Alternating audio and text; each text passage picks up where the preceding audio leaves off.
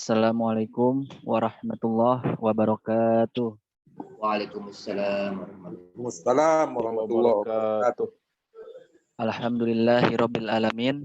Wassalatu wassalamu ala asrofil anbiya'i wal mursalin wa ala alihi wa sahbihi ajmain, amma ba'd.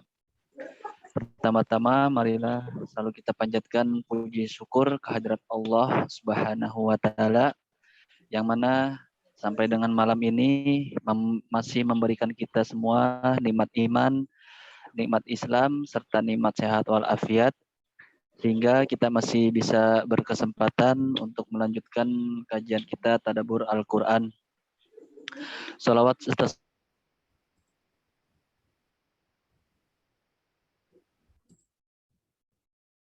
Suaranya hilang, Mas. Umatnya mudah-mudahan mendapatkan syafaat di akhirat nanti. Amin ya robbal alamin. Untuk kajian malam ini, insya Allah kita masih membahas surat Al-Qalam yang bagian ketiga dari ayat 17 sampai ke 33. Pada pekan lalu kita berhenti di syarhul kalimat. Untuk lebih jelasnya, saya persilakan kepada Pak Ustadz. Bismillahirrahmanirrahim. Assalamualaikum warahmatullahi wabarakatuh. Waalaikumsalam warahmatullahi wabarakatuh. Alhamdulillah. Alhamdulillahirabbil alamin. Wassalatu wassalamu wa afdhalut taslimi ala khairi khalqillah. Habibina al-Mustafa Muhammad ibn Abdullah wa ala alihi wa sahbihi wa mawalah. Allahumma alimna ma yanfa'una wanfa'na bima 'allamtana wa zidna ilman ya rabbal alamin. Rabbi shrah li sadri wa yassir li amri wahlul 'uqdatam min lisani yafqahu qawli. Amma ba'du. Bersyukur kita kepada Allah, malam ini malam Kamis ya. Malam yang utama juga selain malam Jumat, malam Senin, malam Kamis. Malam direkapnya amal dan dilaporkan ke langit. Dan kita mulai hari Kamis ini dalam hitungan Qamariyah dengan membaca Al-Qur'an. Ini tentu berkat dari hidayah dari Allah Subhanahu wa taala. Kalaulah bukan karena ia, tentu kita tidak bisa hadir di majelis ini. Kita kembali menaikkan kewajiban kita dalam membaca Al-Qur'an dengan sebaik-baik atau seoptimal membaca. Alladzina atainahumul kitaba yatlunahu haqqa tilawatihi ulaika yu'minuna bihi. Dan mereka yang telah diberikan Al-Qur'an, mereka membacanya dengan bacaan yang optimal. Tidak sekedar melafalkan huruf, tapi kita pelajari kandungan dan makna yang terdapat di dalamnya. Tentu hal itu membutuhkan sebuah ilmu, alat, yaitu ilmu tafsir dan produk tafsir. Ya. Kita butuh ilmu tafsir dan produk tafsir, yaitu kitab-kitab yang ditulis oleh para ulama dalam menjelaskan tafsir Al-Quran Al-Karim. Yang mana kita membaca kitab Aisar Tafasir, ditulis oleh Syekh Abu Bakar Al-Jazairi, ulama dari Madinah Al-Munawwarah. Kita sampai pada pembahasan juz 30 surat Al-Qalam, pembahasan yang ketiga. Hah? Juz 29 ya? 29 kan gitu. Juz 29. Dia nggak ngantuk. Juz 29 surat Al-Qalam, bagian yang ketiga. Kemarin kita telah uraikan sedikit mengenai kisah Ashabul Jannah ya. Kita sudah jelaskan kemarin kisah pemilik kebun yang besar ya. Ashabul Jannah. Petaka yang menimpa orang kaya, orang memiliki kebun yang sangat luas di Yaman dulu. Kemudian itu menjadi pelajaran hendaknya bagi orang-orang yang datang kemudian. Kita baca sekarang syarhul kalimat atau penjelasan dari kata-kata yang ada dalam Al-Quran. Inna balawnahum ay imtahana kufara Makkah bil mali wal waladi wal jah wasiyadati falam yashkuru ni'amillahi wa lam yashkuru ni'amallahi alaihim bal kafaru biha bitakdzibihim rasulana wa inkarihim wa takdzibihim rasulana wa inkarihim wa tauhidina fa'usibna Asob. fa'asabnahum bil qahti wal qatli. Ya, kita pelan-pelan aja terjemahan ya. Ai imtahana dibalaunahum, maksudnya imtahana, kami berikan mereka imtihan, ujian.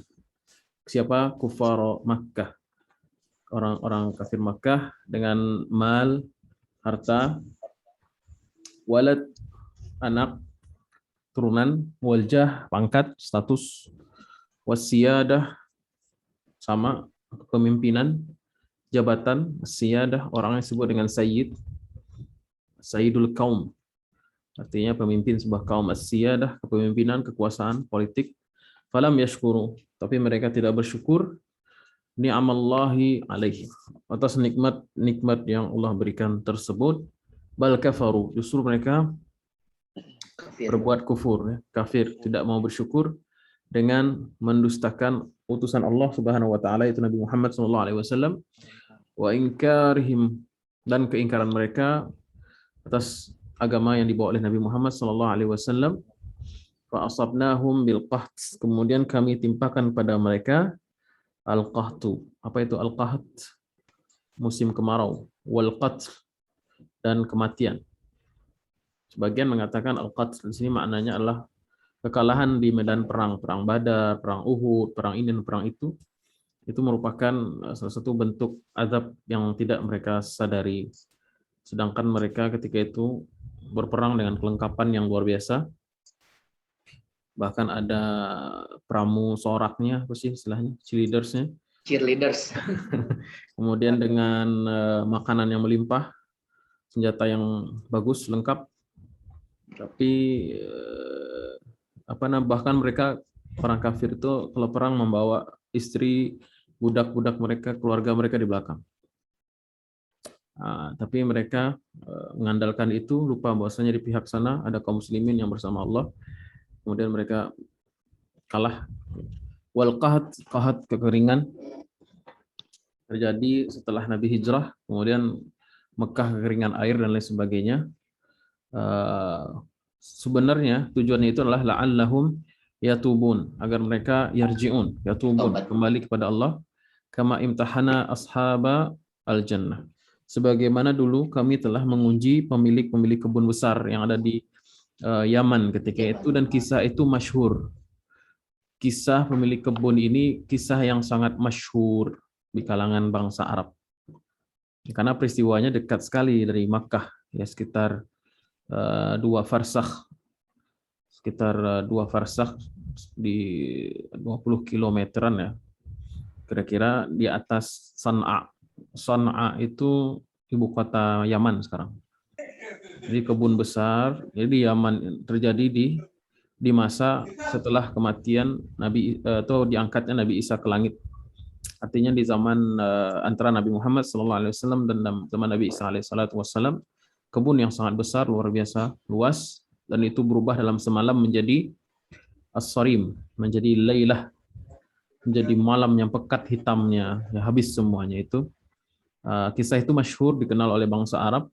Kemudian Allah ingin menyebutkan di sini, inna balawnahum kama balawna ashaba al-jannah. Sesungguhnya kami menguji kafir Quraisy itu sebagaimana dulu kami menguji ashabal jannah. Sebenarnya ini sudah menjadi kisi-kisi sebenarnya. Ketika seorang guru misalnya, seorang dosen, ini ujian sebagaimana kakak kelas kalian dulu ujian. Enggak? Kakak kelas kalian dulu ujian, atau angkatan sebelum kalian ujian, yang malas-malasan akan gagal mengulang SKS. Tapi kalau yang rajin, yang berusaha, yang berdoa, bertawakal dengan benar, mereka sekarang jadi orang yang sukses dan lain sebagainya. Nah, begitu juga dengan ashabul jannah.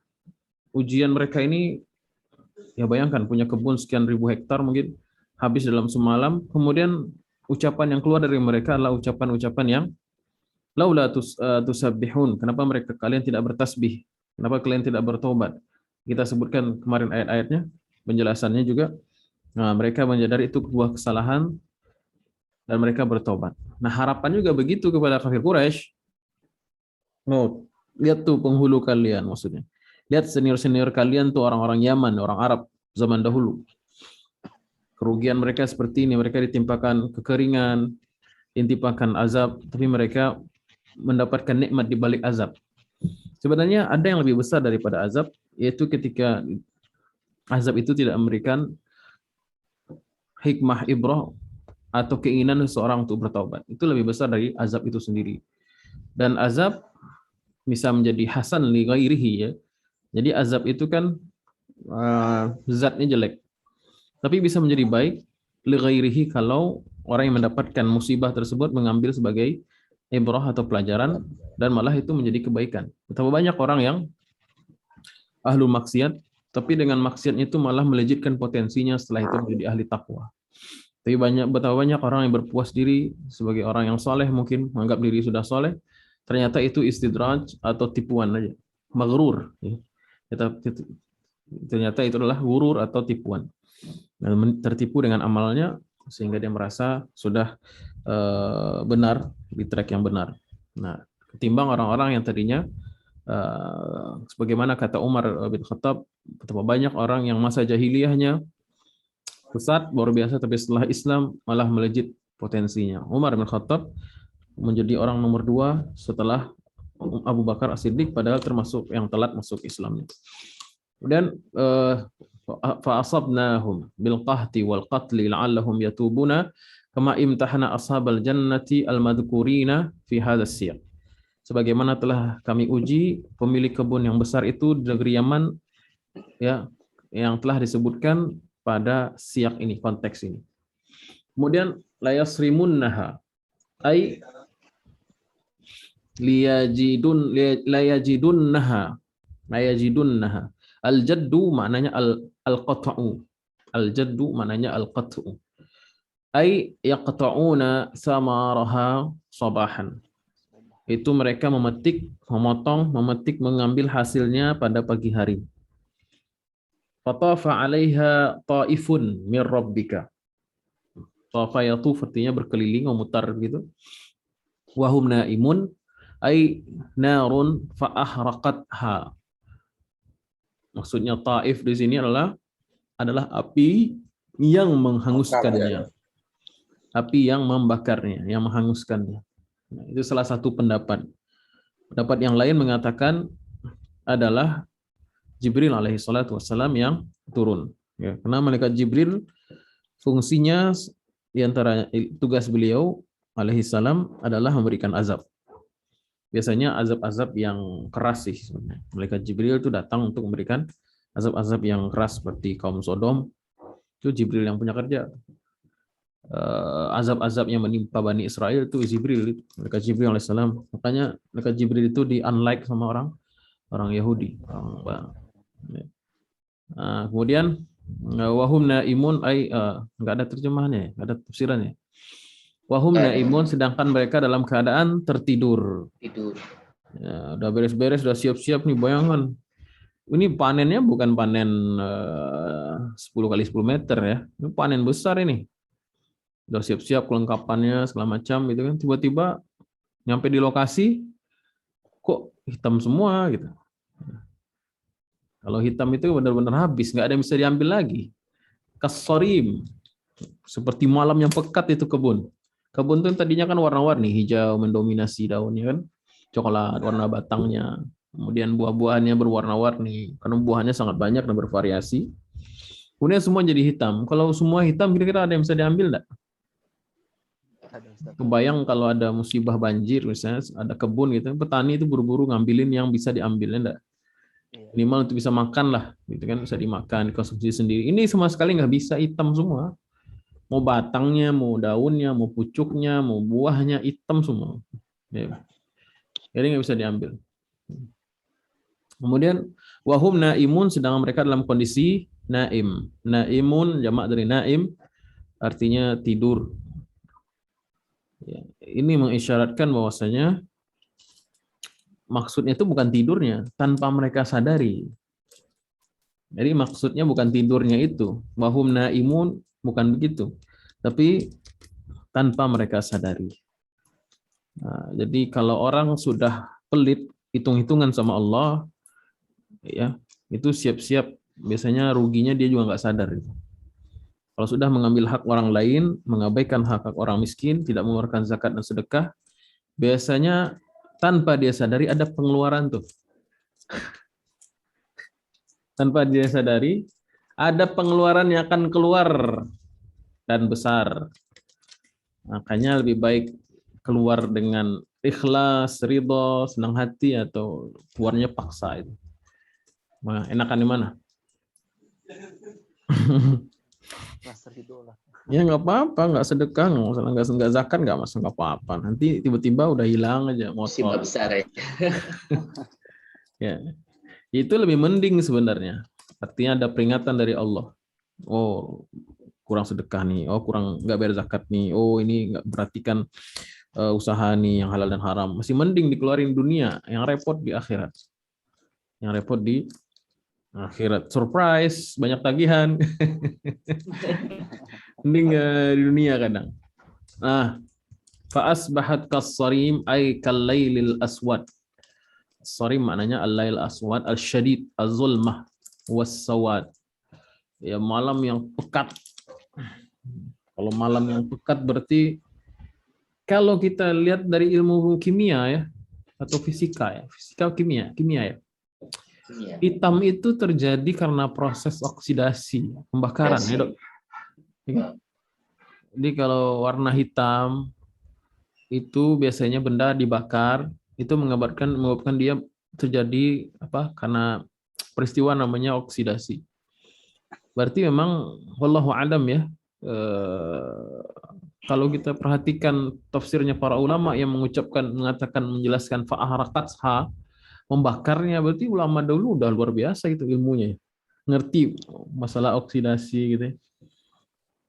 Ya, coba mana dalilnya yang menyebutkan ta'ifun fatafa alaihim ta'ifun min rabbika, itu mana dalilnya yang mengucapkan bahwasannya yang berkeliling itu api gitu. Tiba-tiba ulama menyebutkan di sini fa'aharakatha dan membakarnya. Berarti kan ilmu kimianya udah maju. Iya nggak sih? Ya. Jadi ada peristiwa pembakaran di situ. Kalau Roundup nggak sampai hitam itu. Tahu Roundup? Herbisida itu. Itu kalau disemprot, nah itu cuma kering, nggak sampai hitam, coklat. Gitu. Tapi kalau hitam berarti memang ada pembakaran itu, ada yang bakar.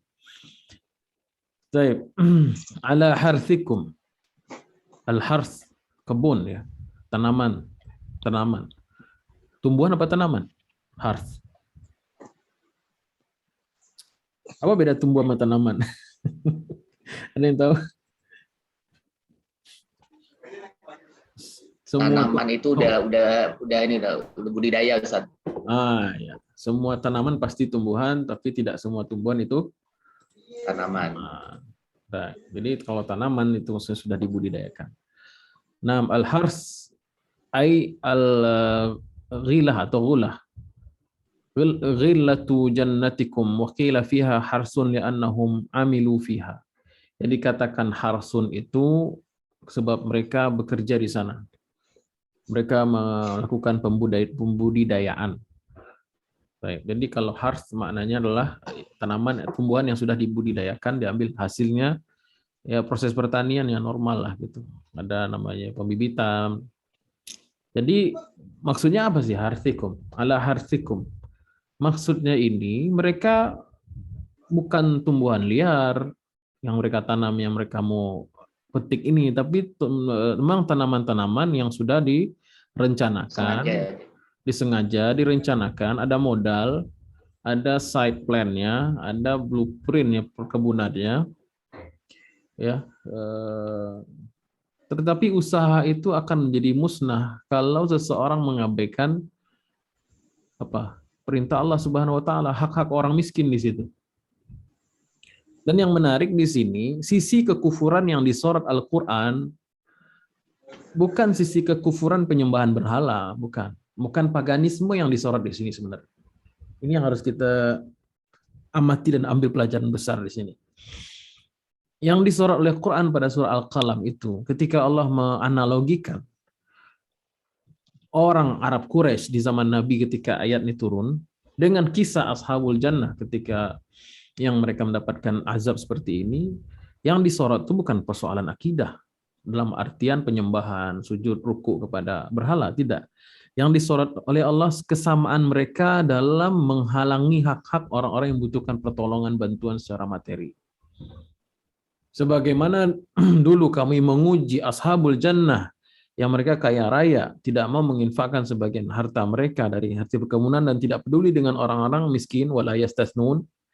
Begitu juga kalian orang-orang Arab Quraisy yang kalian tidak beriman, tidak mengikuti jalannya Nabi Muhammad SAW, sebab kalian zalim, tidak mau memperhatikan hak-hak orang yang terzalimi atau orang yang membutuhkan. Jadi aspek-aspek sosial dalam ayat-ayat Makkiyah itu kuat loh ternyata. Jadi kalau berulang kali ya, Ana sampaikan bahwasanya ajaran Islam di awal-awal itu bukan hukum-hukum formalitas, tidak. 13 tahun Nabi Muhammad berdakwah di Makkah itu memperjuangkan persoalan tauhid dan sosial. Hak-hak wanita, hak anak yatim, hak orang miskin, pemodal-pemodal yang zalim, pemakan riba, hal-hal yang berhubungan dengan sosial dan ekonomi. Itu yang dikritisi. Dan yang ditentang oleh orang-orang kafir Quraisy ketika itu bukan menentang kebenaran yang dibawa oleh Nabi Muhammad SAW. Mereka tahu Nabi ini benar karena mereka kenal dari kecil sosoknya Nabi ini. Yang mereka tentang itu agama yang menyinggung kepentingan ekonomi sosial jabatan mereka. Islam menghilangkan perbudakan. Oh, nggak mau budak syahada. Islam mengatakan perempuan punya hak-hak. Oh, nggak mau. Perempuan harusnya begini-begini. Oh, Islam mengayomi anak yatim. Oh, enggak usah. Banyak orang yang makan harta anak yatim. Islam mentauhidkan Allah, menghilangkan berhala. Oh, enggak bisa. 360 berhala mau dikemanakan? Nanti enggak ada yang ziarah. Enggak ada pemasukan, enggak ada perdagangan, dan lain sebagainya. Berulang kali disampaikan bahwasanya kekufuran mereka itu pada penerapan praktis dari agama ini. Jadi mereka enggak mau posisi mereka, siyadah mereka, kepemimpinan mereka, pengaruh mereka itu terganggu. Apalagi yang dilihat pengikut Muhammad itu orang-orang lemah. Saya disetarakan dengan Bilal, nggak mau lah gitu. Udah posisinya, jadi itu batu besar yang menghalangi seseorang dari hidayah Allah, yaitu hubbud dunya. Kalau sudah jatuh cinta dengan dunia, itu biasanya menjadi halangan besar ketika orang menerapkan atau menerapkan agama ini, mengikuti agama ini dengan baik. Makanya Buya Hamka itu menafsirkan wala yastasnun atau surat Al-Qalam ini dengan menyebutkan alam ra'aital ladzi yukazzibu biddin, apakah kamu memperhatikan orang yang mendustakan agama? Jadi agama itu sebenarnya apa kandungannya? Lanjutkan ayatnya. Ra'aital ladzi yukazzibu biddin fadzalikal ladzi yad'u al-yatim wa la yahuddu ala ta'amil miskin. Jadi din itu sampai dibilang diekspresikan. Agama itu ya udah memperhatikan orang-orang yang lemah. Itu yang din itu sebenarnya. Ini yang din ini sebenarnya. Ya lanjut ya. Ini jadi menjelaskan lagi kita. Lebih ke hikmah sih ya dibandingkan cerita. Kalau kan kemarin kita banyak cerita. Sekarang hikmah yang kita petik dari ayat. Wahum yatakhafatun yatasyawarun bi aswatin makhfudah. Bi aswatin makhfudatin ya. Yatakhafatun, mereka bermusyawarah tapi suara mereka dipelankan. Kenapa mereka memelankan suara mereka? Ghairi rafi'atin hatta la yasma' bihim atau yusma' bihim, sehingga orang lain tidak mendengarkan mereka. Jadi mereka merahasiakan pembicaraan mereka. Kita datang pagi-pagi, kita panen, jangan sampai orang lain tahu kita lagi manen, dan jangan sampai orang-orang miskin itu masuk ke kebun, mengetahui kita lagi panen, lalu mereka minta sebagian hasil kebun. Padahal ini usaha kita, milik kita, dan lain sebagainya. Ya. Kemudian ini orang pelit begini ya, maksudnya ya diam-diam saja. Tapi kalau orang yang tahu, orang yang senang berbagi, enggak masalah. Bebas saja, mau kapan pun dia akan memanen, enggak masalah. Wa ghadaw ala hardin qadirin, ay wa ghadaw sabahan ala qasdin. Ya, ini tarjihnya memang qasdin. Al hardun artinya qasdun. Wa ghadaw, dan mereka pergi. Kalau kalimat ghadaw itu pergi pada pagi hari, ya. Kalau zahaba pergi teman umum. Kalau ghadaw itu pergi pada pagi hari. Nah, wa ghadaw ala hardin qadirin, ay ghadaw sabahan ala qasdin qadirina ala sarmiha qabla an yattali'a alaihim al-masakin. Jadi mereka pergi pada dini hari ala qasdin, dan memang berniat. Ya. Jadi mereka pergi itu dengan niat. Nggak pergi iseng gitu kan, memang sudah direncanakan. Artinya apa? Dalam kehidupan sehari-hari, dalam kehidupan kita juga kadang begitu. Kita sudah punya qasd nih.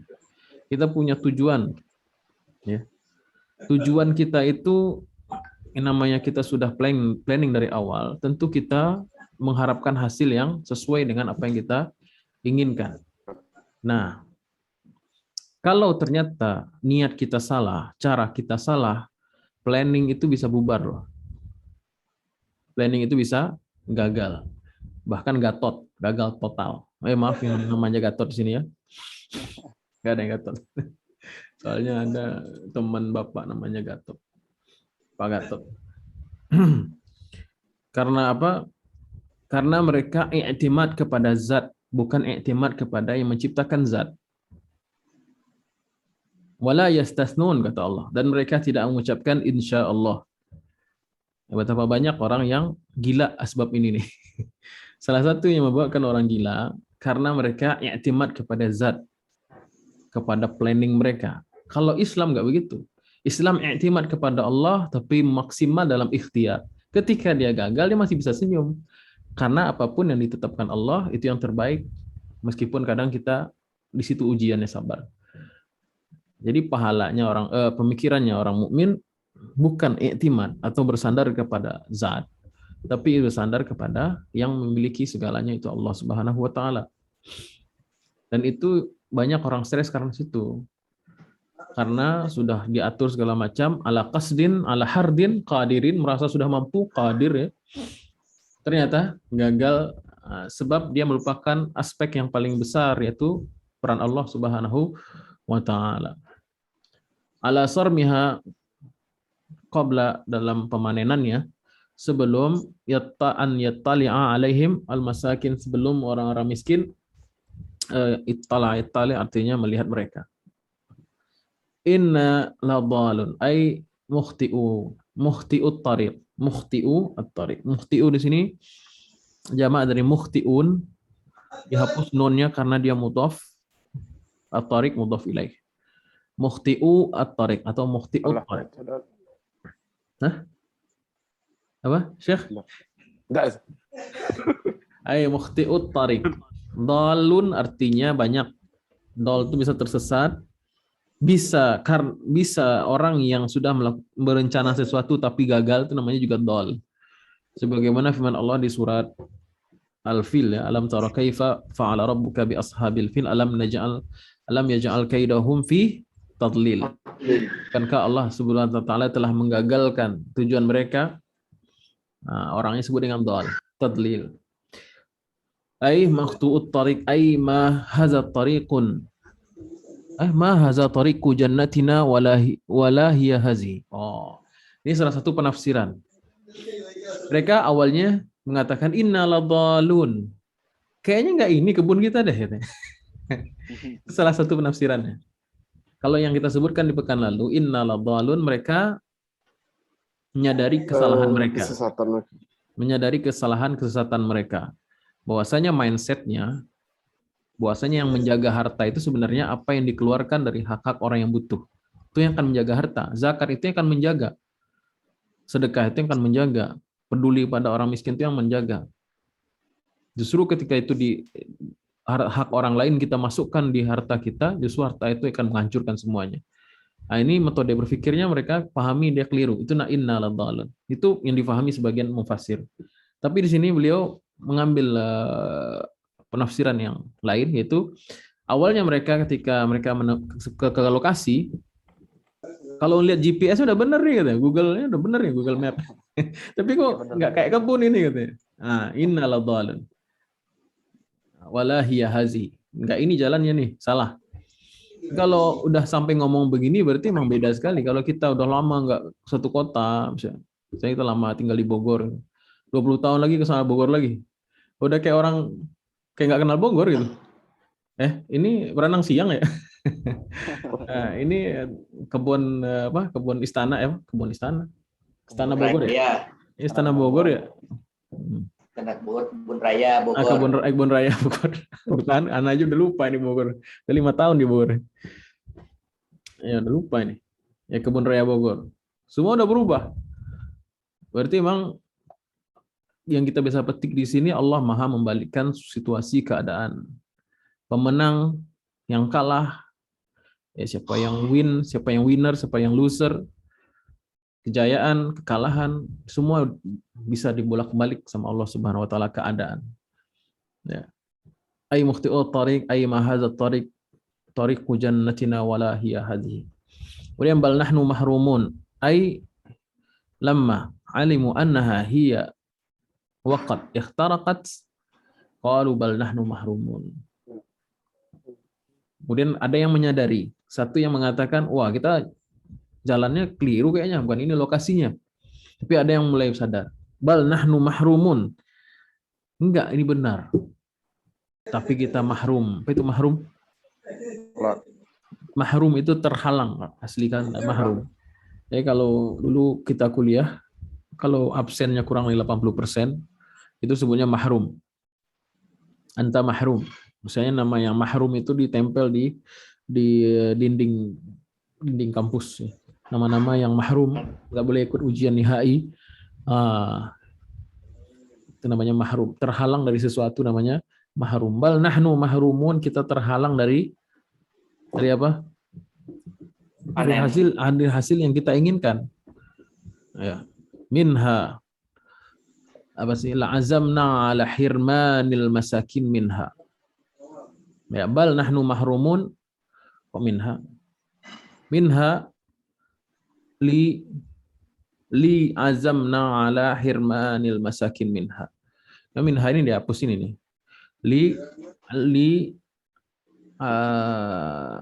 La'azamna minha la'azamna ala hirmanil masakin minha. Ya mahrumun sebab kita sudah berazam untuk menghalangi. Ini penafsiran juga nih. Ini penafsiran ya. Ini terus terang Anda baru baca tafsir Aisar Tafasir. Karena referensi kita sebenarnya dari tafsir Al-Qurtubi, Tahrir wa Tanwir, Sofatul Tafasir, Ibnu Katsir. Karena ini tafsir sangat ringkas, nggak mungkin kita mengambil ilmu di sini dengan banyak maksimal. Gitu. Kemudian kalau penafsiran beliau ini, bal nahnu mahrumun, maknanya mereka mulai menyadari bahwasanya mereka adalah orang-orang yang mengharamkan melakukan perbuatan hirmanil masakin, mengharamkan, menghalangi hak-hak orang miskin. Itu maknanya. Jadi unik juga nih pandangan beliau. Qala awsatuhum, awsat isim tafdil dari wasat. Wasat artinya tengah. Tapi orang Arab menyebut kalimat isim tafdil untuk wasat, maknanya bukan paling tengah. Tapi maknanya awsatuhum khairuhum. Berulang kali ya. Sebagaimana sabda Rasulullah SAW, kalau kamu meminta surga, iza sa'altumullah al-jannata fas'alu al-firdaus al-a'la, al-firdaus fa innaha awsatul jannah wa awsat wa a'laha. Karena dia adalah surga yang paling tinggi dan paling tengah, nggak bisa. Surga yang paling indah, paling bagus. Qala awsatuhum. khairuhum taqwa warjahuhum aqlan. Orang yang paling bertakwa di antara mereka, ada yang mengatakan jumlah mereka ini 3 orang. Di sebagian mufassir menyebutkan jumlah mereka ada 3 orang. Yang satu kaget doang, yang satu menyadari kesalahan, yang satu yang paling bagus lah orang yang menyadari kesalahan, yang satu nyalah-nyalahin. Nah, nanti ada ungkapan mereka tuh dibagi-bagi nanti siapa aja orangnya. Yang satu yang kaget doang, nggak ada ekspresi apa-apa. Yang satu nyalah-nyalahin, nggak tahu itu salah dia juga, salah dia sebenarnya. Yang satu mulai memberikan saran, advice. Qala awsatuhum, ini yang paling bagus. Laula tusabbihun, kenapa kalian nggak bertasbih? Tasbih ini maknanya banyak, kita telah sebutkan kemarin. Asalnya bertaubat, mensucikan Allah Subhanahu wa taala, maksudnya bertobat. Ya. Ai tusabbihun Allah wa tasnuna indama qultum lanasrimunnaha musbihin. Kenapa kalian nggak bertasbih di awal? Ya, kata Syekh Mu'allif di sini ya. Kenapa kalian di awal sebelum mau masuk kebun itu nggak baca doa? Izdakhaltal jannah wa qulta masya Allah. La haula wala quwata illa billah. Jadi doa masuk kebun itu masya Allah, la haula wala quwata illa billah. Kenapa kalian nggak ngomong insya Allah? Tapi masuk aja gitu kan? Yatalawamun ay yalumu ba'duhum ba'dan tanadduman wa tasahhuran wa tahassuran. Jadi mereka saling menyalah-nyalahkan dengan satu yang lain. Ya, saling menyesal-nyesali. Husran, nadam itu artinya penyesalan. Jadi mereka menyesal, mereka menyalah-nyalahin yang lain. Lu sih, kamu sih, ente sih. Nah. Inna ila rabbina ragibun, ay tami'un. Ragib artinya tami, orang yang berharap sangat, namanya tama. At-tama'u artinya sangat berharap. Ya. Tama dalam bahasa Arab artinya bukan negatif, konotasinya bisa positif pesannya negatif. Afatatma'una ay yu'minu lakum wa qad kana fariqum minhum yasma'una kalam Allah. Nah, itu toma yang bagus tuh dalam surah Al-Baqarah. Apakah kalian mengharapkan dengan sangat mereka mau beriman lalu mengikuti kalian, wahai para sahabat Nabi? Itu ayat turun pada sahabat Nabi. Yaitu para sahabat Nabi yang sangat menginginkan keimanan ahlul kitab, orang Yahudi dan Nasrani. Afatatma'una ay yu'minu lakum wa qad kana fariqum minhum yasma'una kalam Allah. Jadi kalimat tamak itu enggak mesti negatif, tapi kalau bahasa Indonesia dibilang tamak biasanya negatif kan? Negatif. Itu penyempitan makna. Kalimat tamak aslinya bisa bermakna positif dan negatif. Inna ila rabbina raghibun tami'un. Kami sangat berharap kepada Tuhan kami. Dan bagus ini, tamak dalam berdoa itu bagus. Tamak dalam berdoa itu bagus. Kadzalikal azab ay mislu hadzal azab bil hirmanil azab liman khalafa amrana wa asana. Kita baca sekarang makna ayat.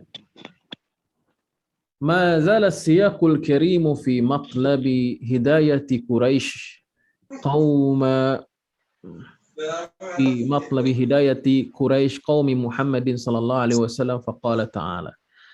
Ayat yang datang ini masih bicara tentang bagaimana hidayah ini kepada kaumnya Nabi Muhammad sallallahu alaihi wasallam ini. Faqala ta'ala inna balawnahum, yakni kufar Quraisy, ay imtahanahum wa ikhtabarnahum. Pokoknya kami telah menguji mereka bi ala'i wan ni'am, dengan berbagai macam nikmat, la'allahum yashkurun, agar mereka itu bersyukur. Falam yashkuru, tapi nyatanya mereka tidak bersyukur. Summa bil bala'i wan niqami ay bil qahti wal judubi wal qatli la'allahum yatubuna kama balawna ashabal jannah fatabu. Summa, yang mereka sebagaimana kami telah menguji penduduk pemilik kebun yang terjadi di zaman dahulu, yang masyhur kisahnya, yang mana mereka setelah mendapatkan musibah mereka bertobat. Tapi orang Arab Quraisy nggak mau mengambil pelajaran di situ. Fatabu. Summa dzakara ta'ala qissata ashabil jannati allazi ibtalahu Kemudian Allah menyebutkan kisah pemilik kebun yang besar, allazina ibtalahum, yang mana Allah menguji mereka, fatabu ilaihi, dan mereka bertobat, faraja'u ila ta'atihi, dan mereka kembali taat kepada Allah Subhanahu wa taala dan bertobat. Faqala inna balawnahum kama balawna ashabal jannati id aqsamu maknanya halafu. Halafa yahlifu artinya bersumpah. Aqsam artinya bersumpah juga. Aqsama yuqsimu artinya bersumpah. La yasrimunnaha musbihin, mereka bersumpah, sumpah besok pagi la yaqta'anna samaraha wa yajidunaha, dan mereka akan mendapatinya fis sabah al-bakir, di pagi dini hari mereka sudah pergi ya, mubakiran, qabla an ya'lam al-masakin hatta la yu'tuhum atau yu'tuhum syai'an, sampai tidak mereka datang pagi hari supaya orang-orang tidak mengetahui, orang-orang miskin mau sekali lagi panen. Ya. Wala yastasnun. Ada yang memang kalau memanen itu bagusnya pagi ya. Ya, Dok. Iya kan, Ustaz? Biar nggak panas, Ustaz. Panas malam. Nah, maksudnya kalau masih bugar gitu ya kalau pagi habis sholat subuh. Iya, masih seger gitu ya. Benar. Kalau secara ilmu pertanian gimana tuh? Allah alam, antum yang ahli pertanian, Ustaz. Dari IPB. Udah lupa. Baik, yaqta'anna thamaraha, udah sampai titik. Al-bakir qabla an ya'lam al-masakin hatta la yakuna syai'an. Wala yastasnun ay lam yastasnu fi halafihim lam yaqulu illa an yasha Allah. Jadi istisna di sini ada berbagai versi penafsiran. Yang pertama, mereka tidak mengucapkan insya Allah. Pelajarannya apapun, kalau kita ingin melakukan sesuatu, apalagi proyek yang besar-besar, katakanlah insya Allah. Tapi insya Allah yang benar, bukan insya Allah nggak datang. Insya Allah yang benar. Sekarang banyak terjadi pelecehan insya Allah. Enggak, insya Allah nggak datang. Kalau mungkin nggak usah pakai nama Allah. Ya. Kemudian yastasnun, makna yang kedua, mereka tidak menyisihkan. Tidak menyisihkan hak orang-orang miskin, zakatnya, sedekahnya, dan lain sebagainya. Fatafa 'alaiha ta'ifun min rabbika ya rasulana huwa narun. Wahai Rasul kami, dialah api yang ahraqatha, yang membakarnya. Bakar kebun itu. Mungkin bisa dipelajari juga kenapa cara bakarnya dengan mengitar begitu ya. Ya enggak, Dok? Taif, ya. Ya kan? Kenapa cara membakarnya itu, kalau memang itu api ya, cara membakarnya dengan keliling gitu. Pikiran nggak? Biar terpusat. Apakah itu metode yang paling efektif dalam menyebarkan api? Teknik herbisida bisa jadi itu. Nah, ini serius ini. Ya kan? Kenapa harus keliling gitu? Kenapa nggak ada satu titik? Nah, di sini aja. Kemudian dia nyebar gitu. Nah, kenapa harus berkeliling? Itu pertanyaannya. Kalau Anda berkeyakinan bahwasanya tidak ada yang tidak bermanfaat dari Al-Quran, itu banyak rahasianya. Ya kan? Kenapa capek-capek Allah bilang di sini? Kalimatnya pakai fi'il mudhari', kemudian pakai isim fa'il lagi. Fatafa 'alaiha ta'if. Ya kan? Berarti kan penekanannya di fi'il tafa itu. Tafa, kelilingnya ya. Kelilingnya itu penekanannya. Kenapa harus berkeliling gitu? Nah, itu jadi pertanyaan tuh. Bisa diteliti tuh Pak Abdullah. Nah, apa maksudnya? Apakah kalau dari segi bahasa ya, dibandingkan dengan kalimat naimun wahum naimun dengan kalimat tafa, itu memang punya apa istilahnya, makna yang halus itu. Ibaratnya orang tidur nggak sadarkan diri, orang tidur kan nggak sadar diri kan. Sementara hal proyek besar yang dia rencanakan itu lagi dikelilingin gitu. Nah, itu lebih berkesan kan, lebih pedih kan rasanya kan. Dibandingkan kalau kerusakan itu dari sumber satu titik doang. Ini benar-benar dikerjain lah istilahnya, enggak? Saya kita tidur nih, maling keliling rumah kita tuh. Dia habis sudah. Kalau dari segi bahasanya, tapi kalau dari segi sainsnya gimana tuh ya? Nah, boleh jadi nih Tapi kalau kita amati pertanian modern ya, pertanian modern itu memang ada namanya efisiensi dalam mekanika itu. Mekanika pertanian itu ada efisiensinya, Dok. Misalnya petaknya begini nih. Gimana caranya supaya dengan pakai alat yang ini, misalnya traktor atau apa gitu kan, bisa efisien. Ada pola-polanya itu. Nah, ada. Kita lanjutin aja lah. Ya Rasulullah. Lanjut. Kasarim ay lail fa asbahat kasarim ay al-lailul ay lailul muslim al-aswad asyadid as-sawad. Jadi malam yang sangat-sangat pekat. Fatanadaw musbihin ay nada ba'dhum ba'dha wa hum ikhwah katsirun ikhwatun katsirun fi awwalis sabah qailina. Lalu pada mereka saling memanggil satu dengan yang lain sedangkan mereka itu saudara. Kita katakan bahwasanya ini mereka saudara kandung semua. Punya bapak dulu orang soleh, bapaknya ini dulu punya kebun ini, pemilik tunggal, tapi bapaknya orang soleh, dia senantiasa memperhatikan orang-orang miskin di sekitarnya.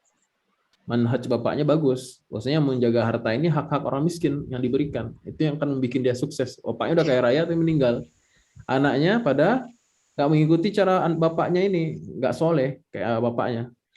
Nah, dia malah nggak menahan hak orang-orang miskin, nggak mengeluarkan zakatnya dan lain sebagainya, malah itu yang menghancurkan mereka.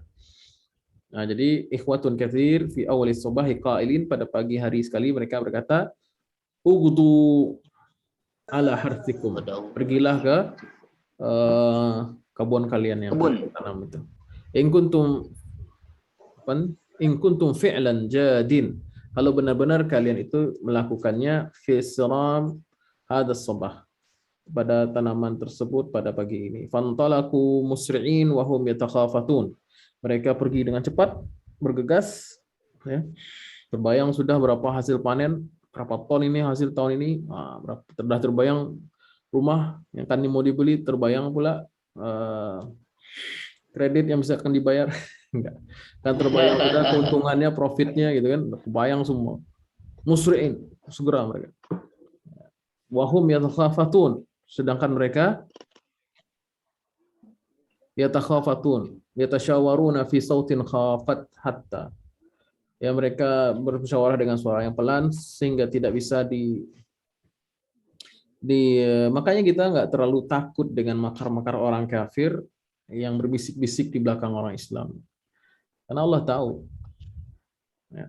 Kemudian lanjut, apa sih?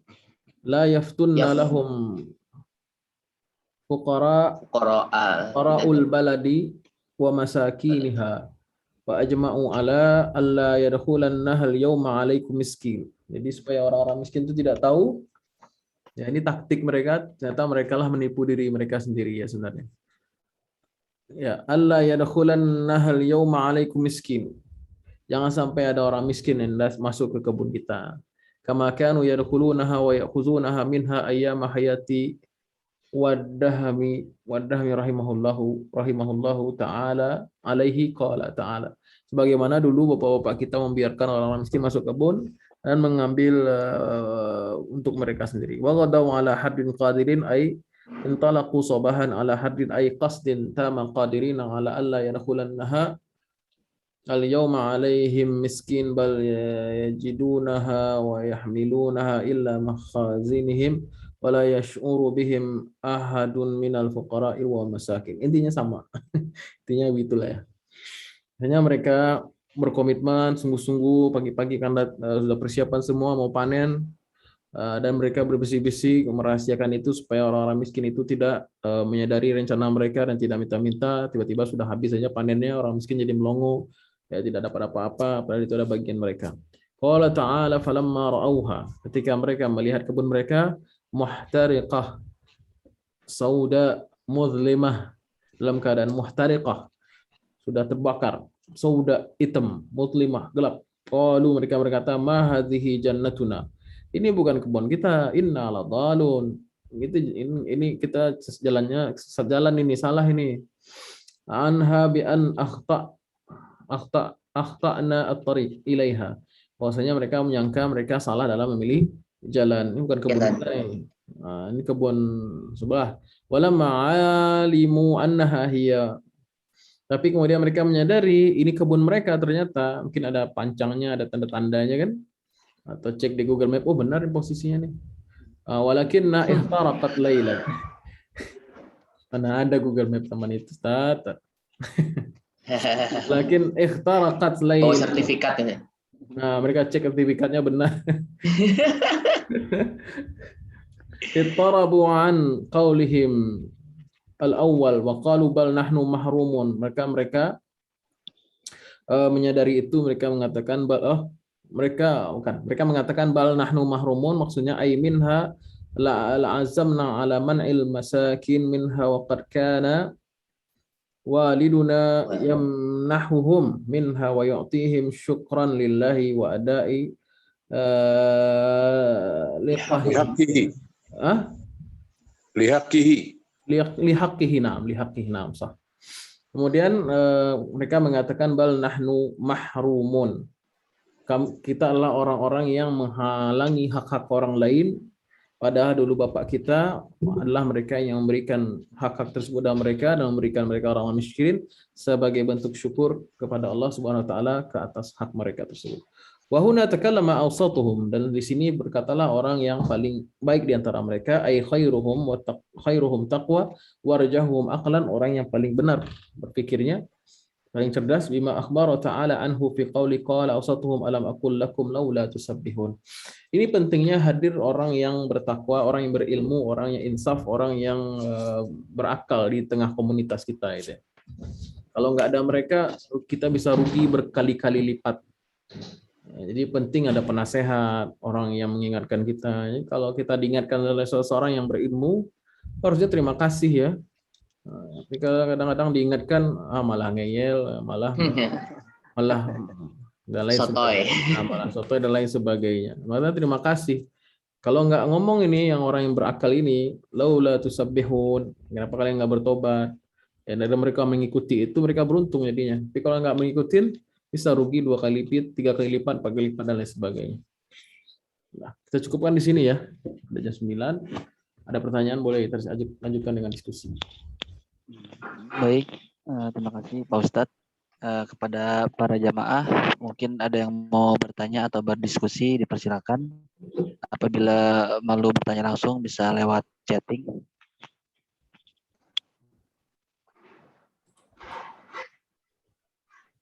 Ustadz, kalau kita nemu kalimat ashabul jannah di Al-Quran, terus kita bedakan dengan konteksnya dalam menceritakan pemilik kebun dengan ashabul jannah, penghuni surga, gimana Ustadz? Bedakannya Ustadz. Itu ya kan kata-kata ashabul jannah, kalau misalnya kita nggak bahas seperti sekarang, kan kita ngertinya ashabul jannah itu penghuni surga tuh. Iya. Jadi itu pentingnya kita membedakan lafaz dipahami sebagai bahasa dan mana yang lafaz sudah menjadi istilah. Ya, ada kata-kata yang bisa dipahami dengan makna asalnya secara lugawi. Ada beberapa kata yang hanya dipahami ketika kita melihat itu sebagai istilah. Jannah itu bukan bahasa Arab. Jannah itu kan secara bahasa aslinya itu artinya bustan, kebun, taman. Ashabul jannah, pemilik kebun. Kapan kita pahami ashabul jannah itulah penghuni surga? Ketika konteks ayat itu bicara tentang surga neraka, tentang akhirat. Nah, kemudian kalimat shalah misalnya. Shalah itu artinya kan doa. Maka bisa 2 pengertian dalam ayat kalau kita kan fasholli li rabbika wanhar. Maka salatlah. Bisa juga bermakna berdoalah, wanhar, dan berkorbanlah. Tapi kalau konteks ayatnya bicara tentang salat secara khusus, berarti maknanya salat secara istilah. Makanya penting belajari lafaz Al-Qur'an itu maknanya apakah secara lugawi, bahasa saja, atau bermakna secara istilahi atau istilah.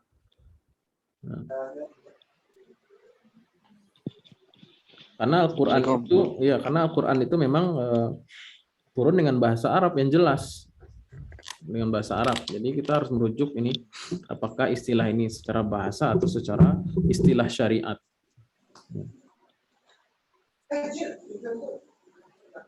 Lanjut, mungkin gitu dok ya. Ya. Assalamualaikum Ustadz. Mau nanya.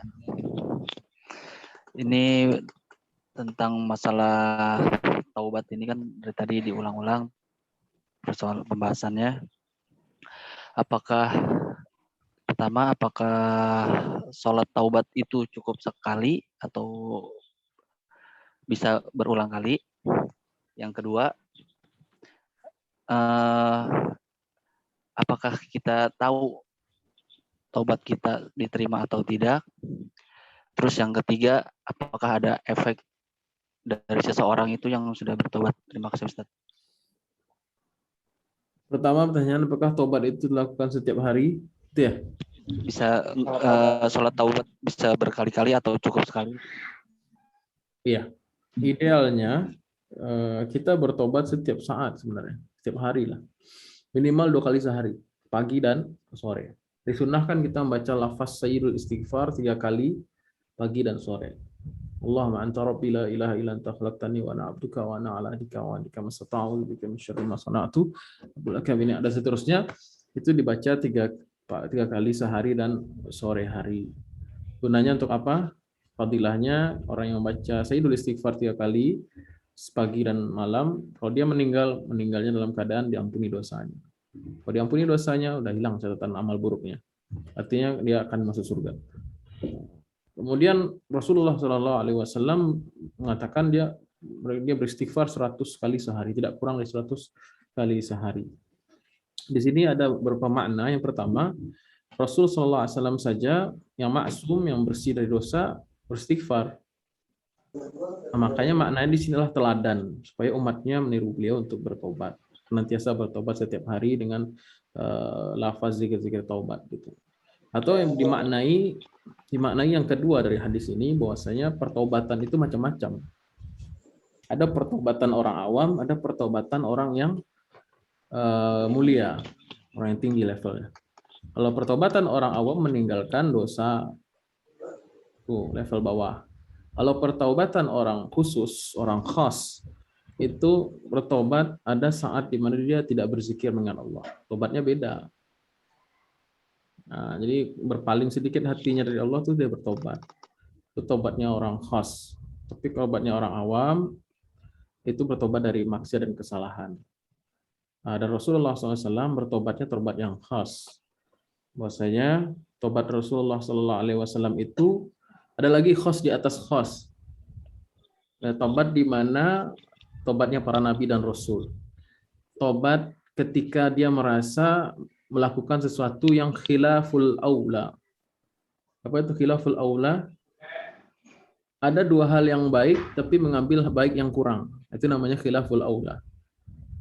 Misalnya gini, saya bertobat karena saya nggak dari dulu pergi haji dan umroh, pergi umroh misalnya. Ketika dia sampai di Makkah, dia bertobat, ya Allah saya bertobat karena saya pergi hajinya sekarang. Itu namanya khilaful aula.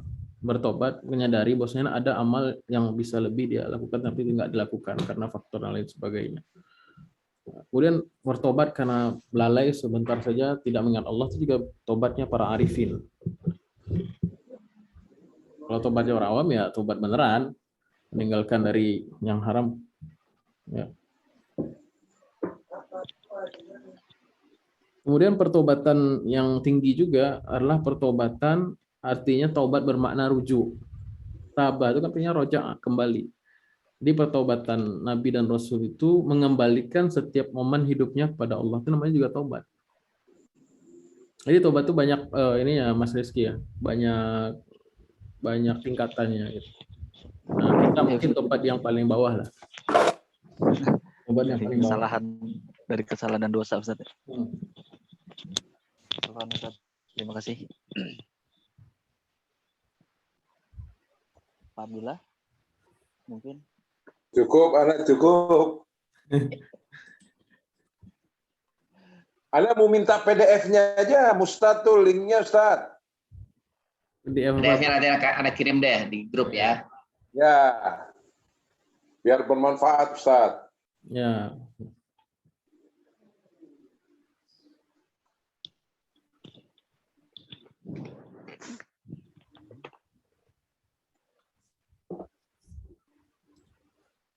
Ya, silakan ditutup, Mas.